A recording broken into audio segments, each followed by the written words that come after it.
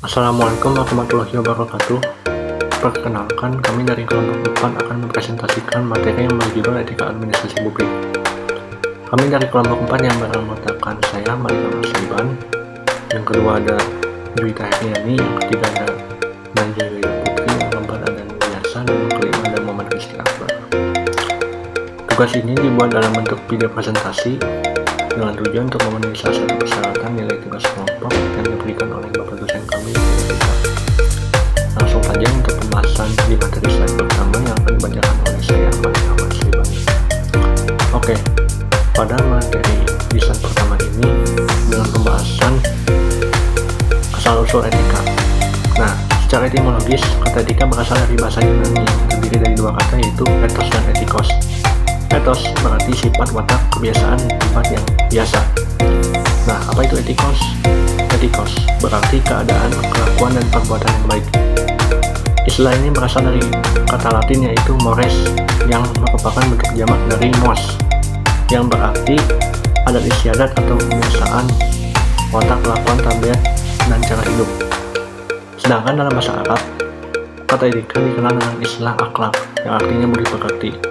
Dan sedangkan dalam bahasa Indonesia disebut sebagai tata susila. KBTS dalam buku etikanya menjelaskan lebih jelas lagi, etika berasal dari bahasa Yunani kuno. Kata Yunani ethos dalam bentuk tunggal mempunyai bentuk arti tempat tinggal yang biasa, padang rumput, kandang kebiasaan, adat, akhlak, watak, perasaan, sikap, cara berpikir. Dalam bentuk jamak yang artinya adalah adat kebiasaan. Dalam arti ini etika berkaitan dengan kebiasaan hidup yang baik. Kebiasaan hidup yang baik ini lalu dibekukan dalam bentuk kaidah, aturan, atau norma yang disebarluaskan, dikenal, dipahami, dan diajarkan secara lisan dalam masyarakat. Kaidah, norma, atau aturan ini pada dasarnya menyangkut baik buruk perilaku manusia. Itu saja untuk pembahasan di materi slide pertama, dan slide kedua yang akan dibacakan oleh Juwita Herniani. Assalamualaikum warahmatullahi wabarakatuh. Saya Juwita Herniani dengan NPM A1A230029 dari kelompok 6. Di sini saya akan melanjutkan pembahasan materi yang telah dijelaskan oleh Malik Ahmad Syaiban. Saya akan menjelaskan mengenai etika kebijakan publik. Berbicara mengenai etika kebijakan publik tidak terlepas dari masalah publik.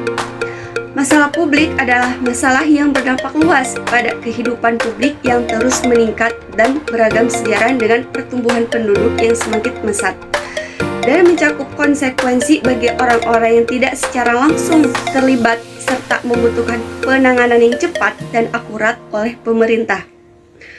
Sedangkan kebijakan publik merupakan agenda kebijakan yang dirumuskan oleh pemerintahan yang merupakan tanggapan terhadap masalah publik. Dalam perumusan kebijakan, pemerintahan memperhatikan masukan-masukan dari berbagai masyarakat yang menjadi sasaran kebijakan untuk menghasilkan kebijakan yang tepat dan dapat diterima oleh semua pihak. Jadi, dalam menyelesaikan masalah publik, yang sangat terpenting adalah hubungan dengan normatif antara pejabat publik dengan masyarakat, yang berarti bahwa pejabat publik harus memahami kebutuhan masyarakat yang dipimpinnya. Kumotoromo 1999 mengatakan, membahas bahwa ukuran-ukuran normatif yang terdapat dalam interaksi antara suasana, penyelenggaraan atau administrasi negara dengan masyarakat umum, serta bagaimana seharusnya kebijakan publik itu dilaksanakan. Adapun ukuran normatif tersebut adalah keadilan sosial, partisipasi, dan aspirasi warga negara. Masalah-masalah lingkungan, pelayanan umum, moral individu, dan moral kelompok, serta pertanggungjawaban administrasi dan analisis etis. Sekian dari saya. Terima kasih. Assalamualaikum warahmatullahi wabarakatuh. Perkenalkan, nama saya Rizky Akbar. Saya akan menjelaskan etika pelayanan publik. Etika pelayanan publik merujuk pada prinsip-prinsip moral dan profesionalisme yang harus dipegang oleh para pekerja publik dalam memberikan layanan kepada masyarakat. Makasih. Untuk selanjutnya akan dijelaskan oleh teman saya. Baik, saya Najia Geda Putri dengan NPM A1A230034. Di sini saya akan melanjutkan materi yang telah disampaikan oleh teman saya. Di sini saya akan membahas tentang masalah-masalah etika terapan. Etika sedang naik daun jika dipandang pada skala dunia selama kira-kira 5 dasawarsa terakhir ini, wajah filsafat moral berubah cukup radikal. Tidak bisa disangkal, dalam situasi kita sekarang ini, etika sedang naik daun. Hal itu terutama tampak dengan penampilannya sebagai etika terapan. Kadang-kadang juga disebut filsafat terapan. Pada awal ke-20, etika dipraktikkan sebagai melatika. Bagi melatika, pertanyaan pokok adalah apa yang maksudkan jika suatu perbuatan disebut baik atau buruk, artinya kategori seperti baik, buruk, layak, sebagainya bila dipakai dalam konteks etis. Kiranya sudah dengan pendekatan seperti itu, mereka justru menjauhi aktualisasi di bidang moral.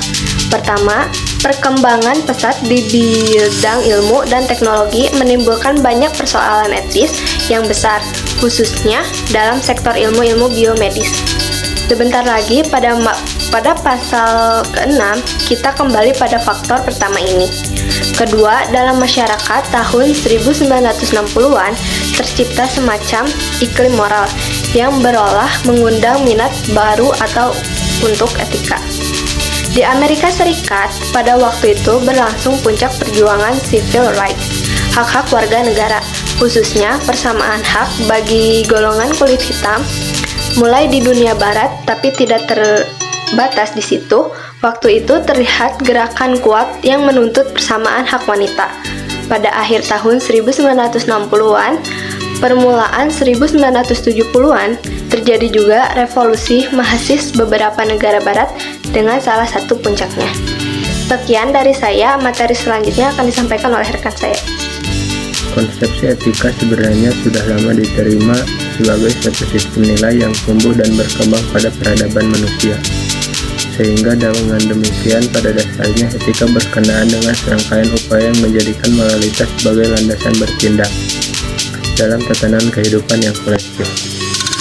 Nilai-nilai etika yang hidup dan berlaku dalam suatu masyarakat bukanlah sekadar menjadi keyakinan pribadi bagi para anggotanya, akan tetapi juga menjadi seperangkat norma yang terlembagakan. Dengan kata lain, suatu nilai etika harus menjadi acuan dan pedoman bertindak yang membawa akibat dan pengaruh secara moral. Dalam etika pemerintahan, terdapat asumsi yang berkata bahwa melalui penghayatan etis yang baik, seseorang aparatur akan dapat membangun komitmen untuk menjadikan diri sebagai teladan tentang kebaikan dan menjaga moralitas pemerintahan. Aparatur pemerintahan yang baik dan bermoral tinggi akan senantiasa menjaga dirinya agar dapat terhindar dari perbuatan tercela, karena ia terpanggil untuk menjaga amanah yang diberikan, yang tercermin dalam perilaku hidup sehari-hari. Secara umum, tugas pokok pemerintahan mencakup 7 bidang pelayanan, akan tetapi dapat lebih difokuskan lagi menjadi 3 fungsi yang utama, yaitu pelayanan, pemberdayaan, dan pembangunan. Dipandang dari sudut etika, keberhasilan seorang dapat melaksanakan tugas dan fungsi diamanahkan harusnya dapat diukur dari ketiga fungsi tersebut.